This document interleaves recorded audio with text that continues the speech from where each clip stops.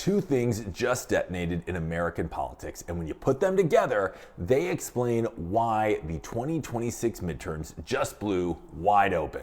A lower court in Texas tried to block Texas's new congressional map, and then the Supreme Court stepped in, slammed the door, and handed Donald Trump the biggest political victory of his second term so far.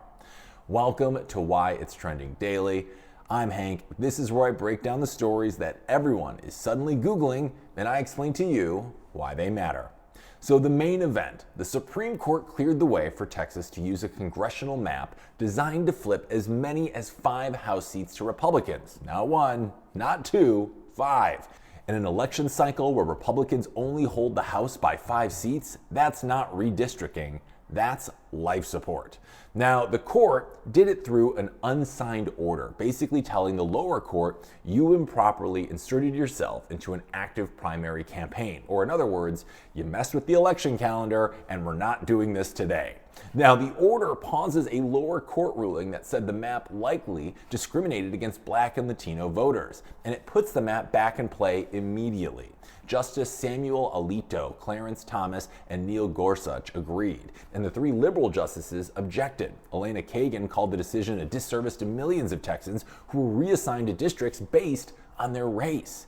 And if that sounds dramatic, well, it's because it is. Texas candidates have until December 8th to file for next year's races. Now, this ruling didn't just shape an election, it set the stage days before the starting gun even fired.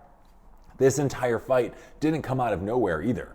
Trump sparked it. He pushed Texas Republicans to redraw their congressional boundaries in the middle of the decade, a move that wasn't supposed to happen until after the next census. It's part of a strategy to help the GOP maintain its razor-thin majority in the House. And the moment Texas did it, the legal chaos started.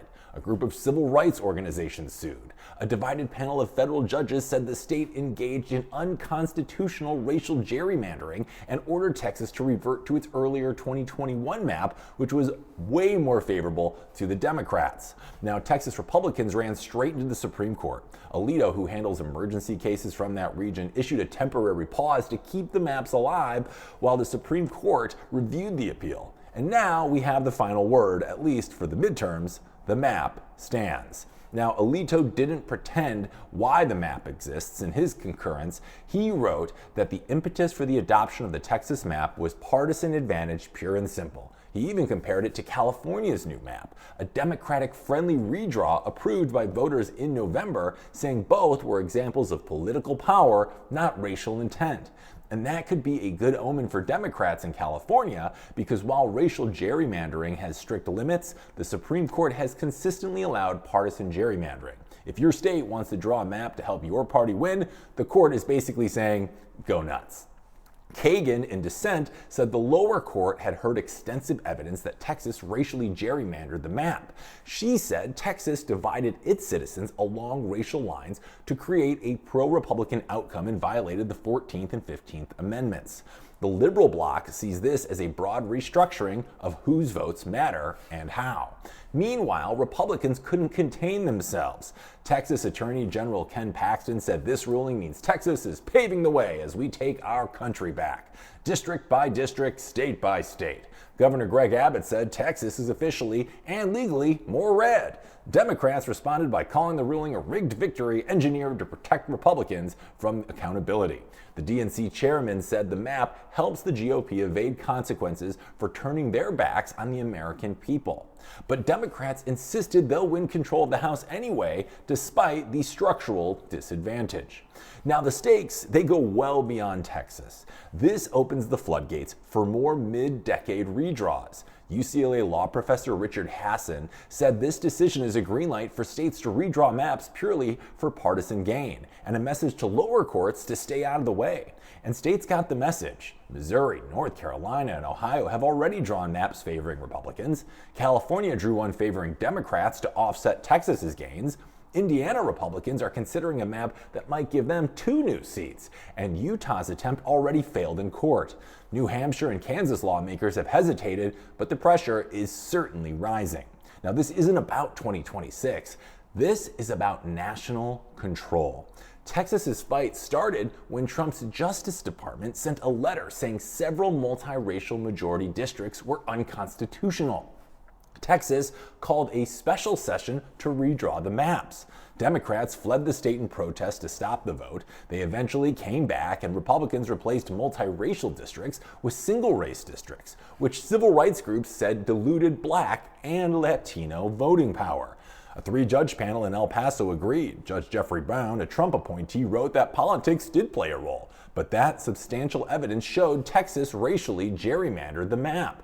Texas responded by saying the court was wrong. This wasn't about race, this was about politics. They argued that redistricting mid-decade to secure 5 new Republican seats was simply what legislatures do. Now, Texas said waiting longer would cause chaos for voters and candidates, and the Supreme Court clearly accepted that argument. Now, let's zoom out here for a second.